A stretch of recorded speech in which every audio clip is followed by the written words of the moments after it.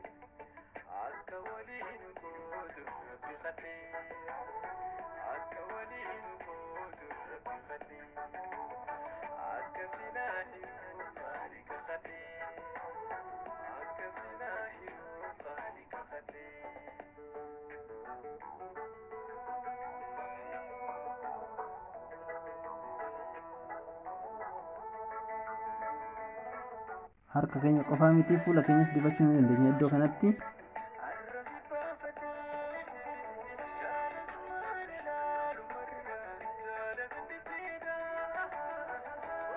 Haaluma kanaan subscribe, comment, like, share gochuu hin dagatinaa. Hundi keessanuu akka jaalattan YouTube kana abdiin qaba.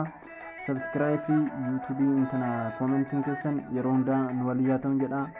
Baay'ee isin jaalanna, baay'ee isin kabajna. Like, commenting, subscribe akka nu biraan nafne. Yeroo kana immoo looshin erga dhiqanneen raawwanneen booda looshin yookaan immoo shaampuudhaan inni qannaa yookaan fuula isaa ta'uu harkas bootaa dibannisanii maalidhaaf akka inni goggogne yookaan immoo akka inni lallaafuu ta'eetu akka inni bareedu gochuudhaaf haala saniin gochuu ni dandeenyedha. Buze Kiya Tube'n waan amma osoo dibatanii fi osoo dibatee erga dibatee yookaan immoo erga fayyadameen booda haala kanaaf isin ibsa.